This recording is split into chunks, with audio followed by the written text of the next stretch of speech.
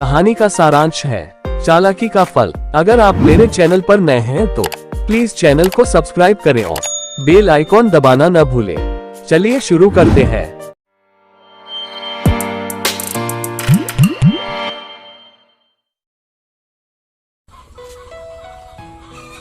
एक थी बुढ़िया, बेहद बूढ़ी, पूरे 90 साल की।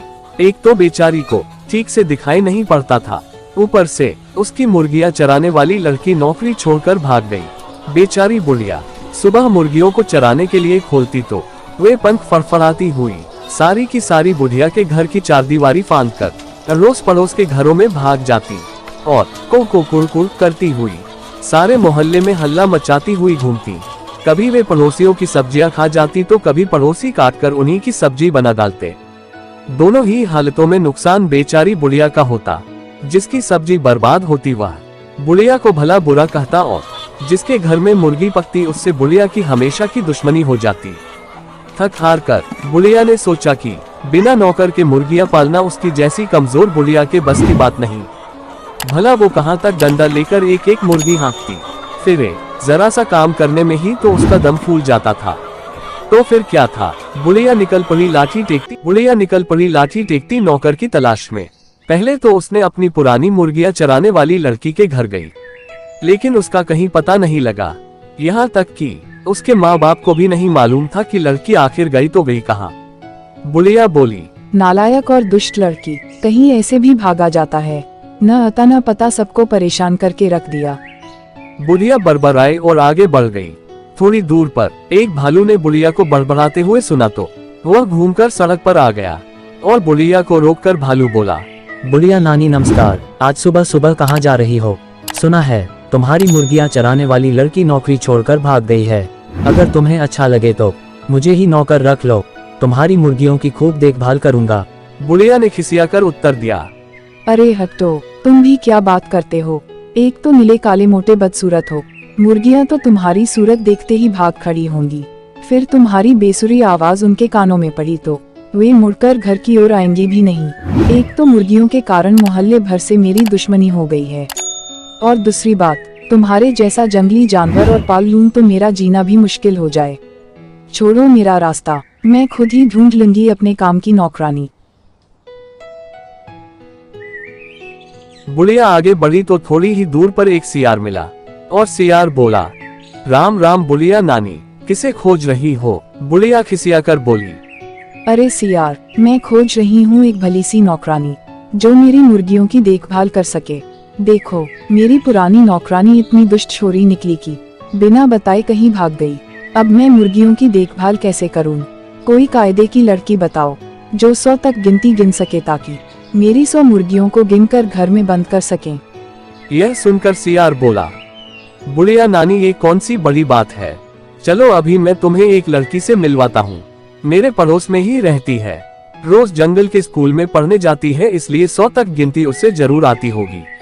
अकल भी उसकी खूब अच्छी है, शेर की मौसी है वो, आओ तुम्हें मिलवा ही देता उससे।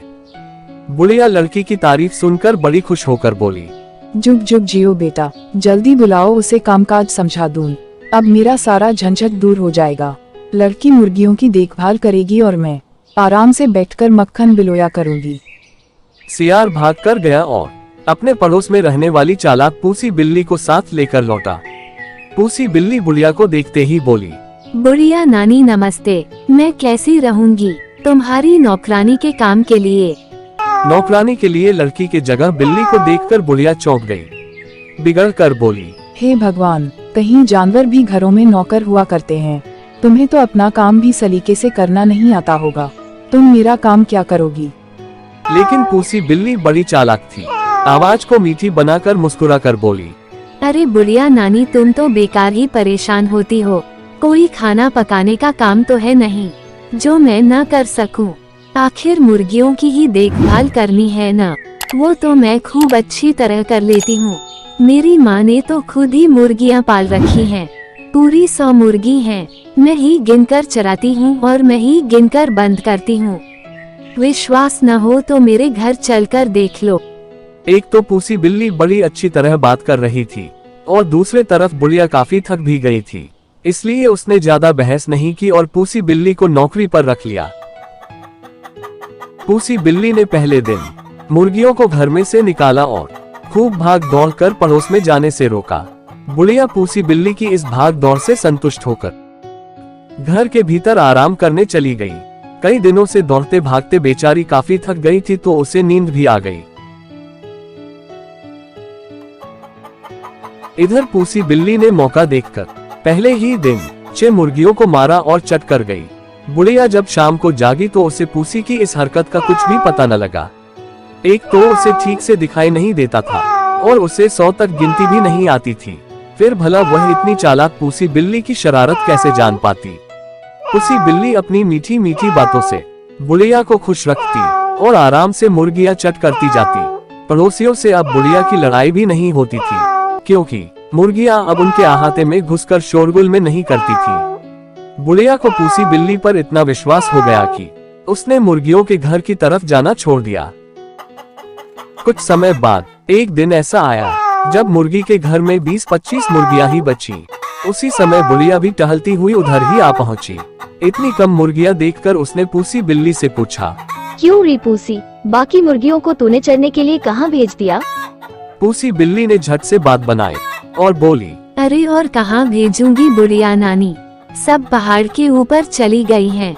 मैंने बहुत बुलाया लेकिन वे इतनी शरारती हैं कि वापस आती ही नहीं। बुढ़िया का बड़बड़ाना फिर शुरू हो गया। ओह, ये शरारती मुर्गियाँ, अभी जाकर देखती हूँ कि ये इतनी ढीठ कैसे हो गई है। पहाड़ के ऊपर खुले में घूम रही है, कहीं कोई शेर या भेड़िया आकर उनका शिकार न कर ले। ऊपर पहुंचकर बुढ़िया को मुर्गियां तो नहीं मिली सिर्फ उनकी हड्डियां और पंखों का ढेर। बुढ़िया को समझते देर न लगी कि यह सारी करतूत पूसी बिल्ली की है। वो गुस्से में तेजी से नीचे घर की ओर लौटी। इधर पूसी बिल्ली ने सोचा कि बुढ़िया तो पहाड़ पर गई, अब वहां सिर पकड़कर रोएगी, जल्दी नहीं आएगी। तब तक क्यों न मैं बची बचाई मुर्गियां भी चट कर लूं। यह सोचकर उसने बाकी मुर्गियों को भी मार डाला। अभी वह बैठी उन्हें खा ही रही थी कि बुढ़िया वापस लौट आई। पूसी बिल्ली को मुर्गियां खाते देखकर वह गुस्से से आग बबूला हो गई और उसने पास पड़ी कोयलों की टोकरी उठाकर पूसी बिल्ली के सिर पर दे मारी। पूसी बिल्ली को चोट तो लगी ही, उसका चमकीला सफेद रंग भी काला हो गया। अपनी बदसूरती को देखकर वह रोने लगी। क्या आप जानते हैं, आज भी लोग इस घटना को नहीं भूले हैं और रोती हुई काली बिल्ली को डंडा लेकर भगाते हैं। नसीहत, चालाकी का उपयोग बुरे कामों में करने वालों को पूसी बिल्ली जैसा फल भोगना पड़ता है।